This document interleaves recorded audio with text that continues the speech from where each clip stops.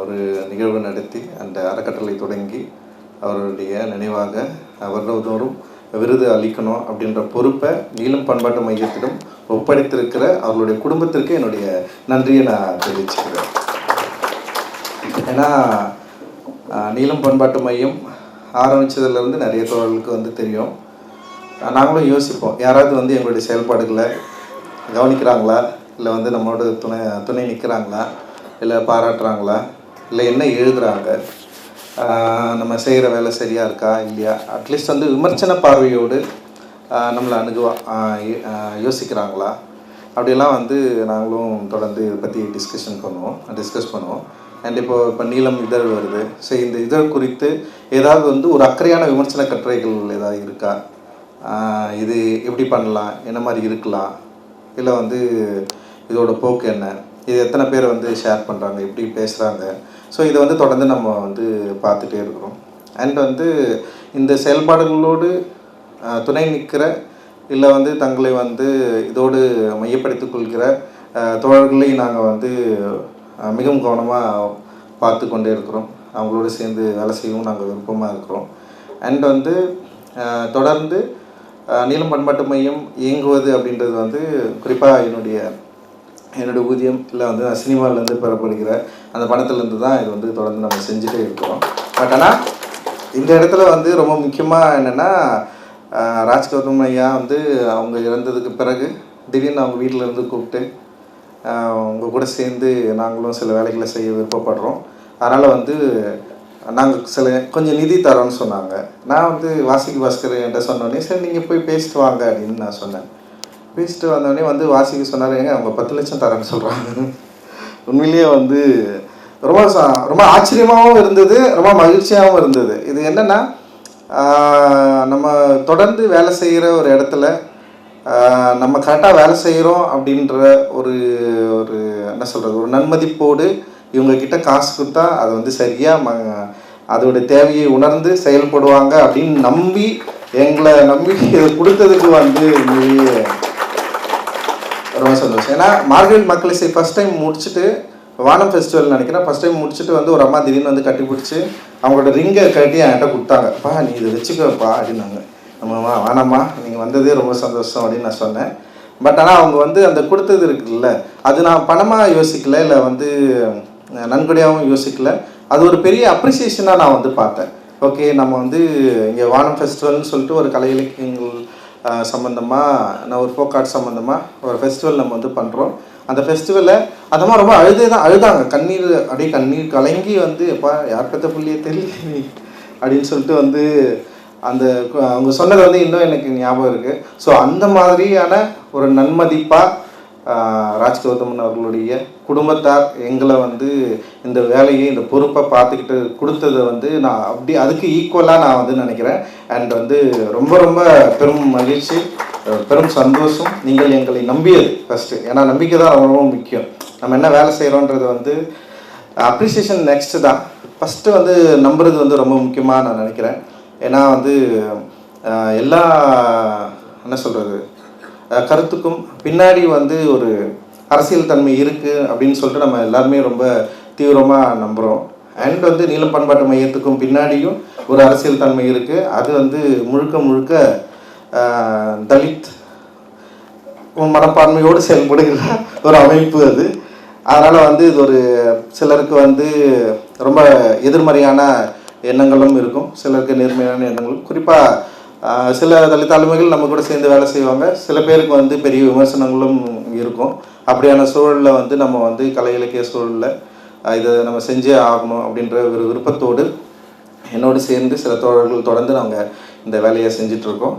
And இதுக்கான இன்னொரு ஒரு உதவியாகவும் இன்னொரு கையாகவும் திரு ராஜ் கௌதம் அவர்களுடைய எழுத்தாளர்களுடைய அவர் குடும்பத்தாருடைய இந்த நன்மதிப்பை நாங்கள் உண்மையிலேயே ஒரு பெரிய விருதாக நினைக்கிறோம். நீலம் பண்பாட்டு மையத்திற்கு அவர்கள் தகுந்த விருதாக நினைக்கிறோம். இது நாங்கள் தொடர்ந்து நாங்கள் இதை செய்வோம். ரொம்ப மகிழ்ச்சி. அந்த விருதை அவங்க முதல் விருதாக திரு எழுத்தாளர் கீதா தோழர்களுக்கு கொடுக்கணும் அப்படின்னு சொன்னது உண்மையிலேயே ரொம்ப மகிழ்ச்சி. அண்டு ஏன்னா நான் படிக்க ஆரம்பித்த காலகட்டத்தில் இருந்தும் கூட அண்ட் வந்து இது மாதிரியான இலக்கிய நிகழ்வுகளுக்கு போகிறப்போ சில பத்திரிகைகளை வாசிக்கிறப்போ அரசியல் சம்பந்தமான கட்டுரைகளை வாசிக்கிறப்போ தொடர்ந்து ஒரு பேரை நான் வந்து தொடர்ந்து வாசிச்சுட்டே இருந்திருக்கேன். அதில் வந்து வாகிதா தோழர்கள் ரொம்ப முக்கியமான பேராக நான் வந்து பார்க்குறேன். எஸ்விஆர் கூட அவங்க சேர்ந்து எழுதுனது, குறிப்பாக மார்க்சியம் குறித்து எழுதுனது. அண்ட் வந்து எனக்கு என்னென்னா, அம்பேத்கரை ஏன் வந்து கம்யூனிஸ்டுகள் வாசிக்கவில்லை அப்படின்ற ஒரு பெரிய கேள்வி ரொம்ப நாளாக எனக்கு இருந்துகிட்டே இருந்தது. ஒருவேளை வந்து இங்கே இருந்த இவர்கள் வந்து ஆரம்ப காலகட்டத்திலேயே அம்பேத்கரை சரியாக வாசிச்சிருந்தா இந்த மண்ணுக்கான சரியான அரசியல் புரிதலுடைய ஒரு பார்வை அவர்கள் வந்து ரொம்ப ஆரம்பத்திலேயே வந்து ஏற்படுத்தியிருக்கலாம் அப்படின்ற மாதிரி ஒரு நம்பிக்கை எனக்கு. ஏன்னா இப்போவும் உலகளவில் கம்யூனிஸ்ட் சித்தாந்தம் தான் வந்து ரொம்ப முக்கியமானதாக இருந்துட்டுருக்கு அப்படின்னு நான் நம்புகிறேன். நான் அந்த நம்பிக்கையில் இந்தியாவில் வந்து கம்யூனிஸ்ட் தோழர்கள் ஒருவேளை அம்பேத்கரை ஆரம்ப கட்டத்திலேயே வாசிச்சிருந்தால் இன்னும் நம்ம நினைக்கிற ஒரு நவம்பர் புரட்சியோ வந்து நிகழ்ந்திருக்கலாம் அப்படின்னு நான் நினைக்கிறேன். பட் ஆனால் வந்து அதோட போதாமை வந்து நான் நிறைய டைம் யோசிச்சிருக்கேன். ஏன் வந்து அம்பேத்கரை வாசிக்கலை, எதனால் அம்பேத்கரை வாசிக்க அவங்களுக்கு வந்து தடையாக இருந்திருக்கு? ஒருவேளை வந்து அவருடைய அரசியல் எண்ணங்கள் ஆரம்ப காலகட்டத்தில் வந்து அவர்களுக்குள் நிகழ்ந்த வந்து கருத்து வேறுபாடுகளா, முரண்களா அப்படின்னு நான் நிறைய யோசிச்சுட்டே இருந்திருக்கேன். பட் ஆனால் வந்து அப்போ வந்து யோசிக்கிறப்ப எனக்கு 2 விஷயங்கள் தோன்றும். நான் தலித் அப்படின்ற மாதிரி வந்து நம்ம அங்கேயே வகைப்படுத்த முடியும். குறிப்பாக கம்யூனிஸ்ட் தலித்துகள் வந்து அம்பேத்கரை வாசிக்கிறதுல கொஞ்சம் நெருக்கமாக இருந்திருக்காங்க. பட் ஆனால் நான் தலித் கம்யூனிஸ்டுகள் வந்து அம்பேத்கரை வாசிக்கிறதுல அவங்களுக்கு ஒரு தயக்கம் இருக்கிறதா வந்து நம்மளால் புரிஞ்சிக்க முடியும். ஆனால் ஒரு சிலர் வந்து அதை வாசிச்சிருக்கிறத நான் வந்து பார்த்துருக்கேன். அப்படி வந்து நான் ஆச்சரியப்பட்டு அவர்கள் அம்பேத்கரை குறித்து பேசுவதை நான் நிறைய முறை கேட்டிருக்கேன். வாகிதா தோழர்கள் பேசினதை ரொம்ப ஆச்சரியமாக நான் வந்து பார்த்துருக்கேன்.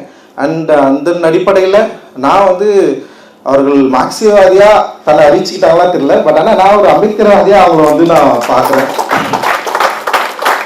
ஏன்னா ஒரு தலித் வந்து அம்பேத்கர்வாதியாக இருக்கிறதுல வந்து என்ன சொல்கிறது, ஒரு சாதிய இணக்கம் இருக்கலான்னு சொல்லிட்டு ரொம்ப ஈஸியாக அதை வந்து கடந்து போயிட முடியும். அப்படி கிடையாது. அம்பேத்கர்வாதியாக மாறுறது அவர் வெறுமனே வந்து தலிதாக இருக்கிறதுனால மட்டுமே வந்து ஒரு அம்பேத்கர்வாதியாக நம்மளால் மாற முடியாது. அவருடைய எழுத்துக்கள், அவருடைய சிந்தனைகள், அவர் என்ன விரும்பினார், என்ன சொல்ல நினைக்கிறாரு அப்படின்றத வந்து நம்ம வாட்சி அறிஞ்சு அதை எடுத்துக்கிட்டு அதை செயல்படுத்துறதுல வந்து நிறைய தேக்கம் வந்து தலித்துகள்கிட்டயுமே இருக்குது. அவங்களை அம்பேத்கர்வாதியாக அறிவித்துக் கொள்வதில் அவர்களுக்கு நிறைய சிக்கல்கள் இருக்குது. குறிப்பாக தமிழகத்தில் இருக்கிற அரசியல் நிலைப்பாடுடைய நிறைய பேருக்கு வந்து அந்த சிக்கல்கள் இருக்குது. ஸோ அப்படி இருக்கிற பட்சத்தில் இன்றைக்கி வந்து நான் வந்து வாகிதா தோழர்களை வந்து மிக முக்கியமான ஒரு தீர்க்கமான ஒரு அம்பேத்கர்வாதியாக நான் வந்து பார்க்குறேன். அவங்க தொடர்ந்து அம்பேத்கருடைய எழுத்துக்களை, பேச்சுக்களை நிறைய யங்ஸ்டர்ஸ் கிட்ட கொண்டு போய் சேர்த்துருக்காங்க. அதை பற்றி டிஸ்கஷன் பண்ணியிருக்காங்க. அண்ட் வாகிதா தோழர் அவர்கள் வந்து நீலமோட சேர்ந்து கொஞ்சம் இணக்கமாக இருக்கிறத நிறைய பேர் விமர்சித்தும் எழுதியிருக்காங்க. அண்ட் வந்து எப்படி நீங்கள் வந்து அப்படி இருக்கலாம், எப்படி அவங்க கூட கொடுக்கலாம், அது வந்து ரொம்ப முரணாக இருக்குது, எங்களுக்கு வந்து அதில் சிக்கல் இருக்குதுன்னு கூட சொல்லியிருக்காங்க. பட் ஆனால் எனக்கு வந்து ஒவ்வொரு முறையும் அவங்கள பார்க்குறப்ப பேசுகிறப்போ அந்த சிக்கல் எனக்கு இருந்ததாகவே எனக்கு ஞாபகம் இல்லை. ஸோ அது இருக்குது. ஆனால் அந்த விமர்சனம் இருக்குது. லைக் இப்போது நாங்கள் உங்களுக்கு கொடுத்தது கூட வந்து விமர்சித்து எழுதலாம், பேசலாம். பட் ஆனால் விமர்சனங்கள் வரவேற்கப்படுது. ஏன்னா விமர்சனங்கள் தான் வந்து அடுத்த கட்டத்துக்கு நம்ம வந்து முன்னோக்கி செல்வதற்கான மிக முக்கியமான ஒரு ஆக்கப்பூர்வமான செயல்பாடாக நான் நினைக்கிறேன். தொடர்ந்து விமர்சனங்கள் தேவை. ஸோ அதன் அடிப்படையில் இன்றைக்கி வந்து வாகிதா தோழர்களுக்கு இந்த விருதை அளித்ததும் அவர்களோடு கூட நாங்கள் நிற்கிறதுமே எங்களுக்கு நாங்கள் ரொம்ப பெருமையாக நினைக்கிறோம். ஏன்னா வந்து வாகிதா அவர்களுடைய செயல்பாடு வந்து ரொம்ப ரொம்ப முக்கியமானதாக நான் வந்து பார்க்குறேன். நான் சமீபத்தில் கூட வந்து குழந்தைகள் எழுத்து சம்மந்தமாகவும் கதைகள் சம்மந்தமாகவும் நீலமில் ஒரு சின்ன ஈவெண்ட் பண்ணோம். ஸோ தோழர்கள் வந்து அவங்களுடைய ஆதரவை வந்து கொடுத்தாங்க. என்னுடைய குழந்தைகளும் அதில் வந்து கலந்துக்கிட்டாங்க.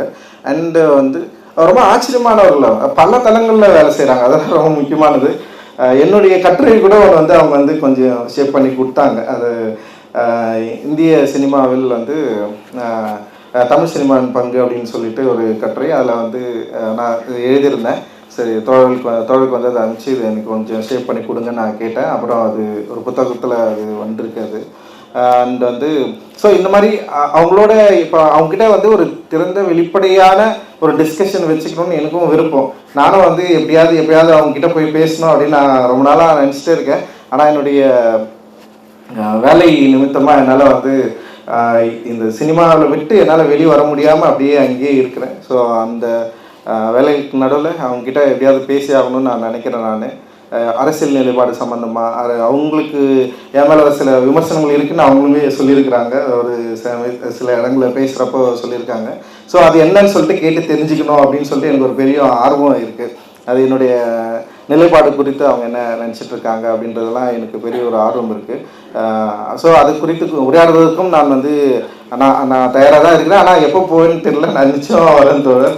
அண்டு திடீர்னு ஒரு புக் ஸ்டோரில் திறந்தா குழந்தைங்க சம்மந்தமான புத்தகங்கள்லாம் வடிவமைக்கிறதுல அவங்க பேர் இருக்கும். பயங்கர ஆச்சரியமானவங்க தான் அவங்க. உண்மையிலேயே எல்லா மீட்டிங்லையும் அவங்கள பார்க்க முடியும். இது மாதிரி அறிவு சம்மந்தமாக இல்லை சமூகம் சம்மந்தமாக அரசியல் சம்மந்தமான மீட்டிங்கில் அவங்க வந்து ஒரு முதல் தர ஆளாக வந்து நிற்கிறாங்க. அண்ட் இத்தனை ஆண்டு காலம் தொடர்ந்து செயல்பட்டு கொண்டே இருக்கிறார்கள். அதே நேரத்தில் ஆதந்திச்சனை சொன்ன மாதிரி வந்து தன்னுடைய துறப்பு அப்படிங்கிற இருப்பு ரொம்ப ஈஸியாக அதை வந்து திறந்துட முடியாது.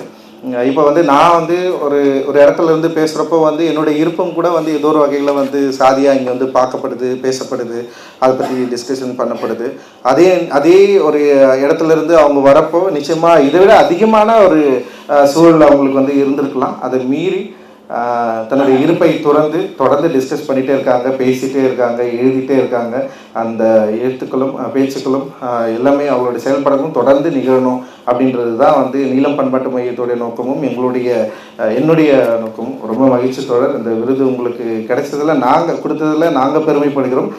தொடர்ந்து ராஜ் கௌதம் அவர்கள் என்னப்படி விருப்பப்படி இந்த விருது நிகழ்வு வந்து ஒவ்வொரு ஆண்டும் நிகழணும் அப்படின்றது தான் எங்களுடைய விருப்பம்.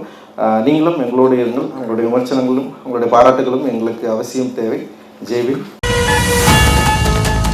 அன்றாடம் நடக்கும் செய்திகளை உடனுக்குடன் தெரிந்து கொள்ள உங்கள் அரசு நியூஸ் சேனலை சப்ஸ்கிரைப் பண்ணுங்க.